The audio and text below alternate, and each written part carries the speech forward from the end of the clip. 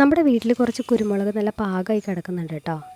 പ്ലാവിലേക്കാണ് കേട്ടോ നമ്മൾ കുരുമുളക് പടർത്തിയേക്കണേ. കുറേയൊക്കെ ദേ നല്ലോണം മൂത്ത് റെഡ് കളറായിട്ട് കിടപ്പുണ്ട്, കുറേയൊക്കെ ദേ ഉണങ്ങി കിടക്കുന്നുണ്ട്.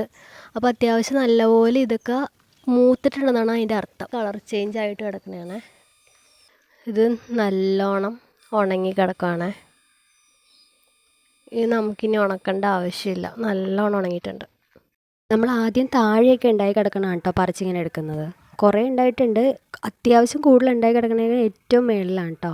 ഒരു 3-4 മരത്തിലേക്ക് നമ്മൾ പടർത്തിയിട്ടുണ്ട് കേട്ടോ. അതാ ഈ പൊക്കത്തേക്കുള്ളതൊക്കെ നമ്മൾ ഏണി വെച്ചിട്ട് കയറിയിട്ടാണ് പറിച്ചെടുക്കുന്നത്. അപ്പോൾ ഞാനിങ്ങനെ മുറം കൊണ്ട് നിൽക്കണുണ്ടപ്പോഴത്തേക്ക് ഒരാൾ ഇതേ മുറം പിടിച്ച് നിൽക്കുകയാണ് കേട്ടോ. ഇതിലേക്ക് ഇട്ട് തരാൻ പറഞ്ഞ് ക്യാച്ച് ചെയ്യണമെന്നും പറഞ്ഞിട്ട്. അപ്പം ഞാൻ പറയണ കേട്ടിട്ട് എന്താണ് ഞാൻ പറയണതെന്ന് ആലോചിക്കാൻ നിൽക്കുകയാണ്. അപ്പോൾ ക്യാച്ച് ഇങ്ങനെ ഓരോന്ന് ഇട്ട് കൊടുക്കുകയാണ് കേട്ടോ അവളുടെ മുറത്തിലേക്ക്. അപ്പോൾ പുള്ളിക്കാരത്തേക്ക് ഭയങ്കര സന്തോഷമായി അത് കിട്ടിക്കഴിഞ്ഞപ്പോഴത്തേനും. പിന്നെ മുളകായതുകൊണ്ട് കുറച്ച് റിസ്ക്കാണ്, കുറച്ച് എരിവും കാര്യങ്ങളൊക്കെ ഉള്ളതുകൊണ്ട്. പിന്നെ ഇത്രയും കുരുമുളക് നമുക്ക് കിട്ടിയിട്ടുണ്ട് കേട്ടോ. ഇനിയുണ്ട്, ഏറ്റവും പൊക്കത്തായതുകൊണ്ട് നമുക്ക് പറിക്കാൻ കുറച്ച് പാടായിരുന്നു. എന്നാലും നമുക്കൊണ്ട് പറ്റണ അത്ര രീതിയിലുള്ള മുളക് നമ്മൾ പറിച്ചിട്ടുണ്ടേ.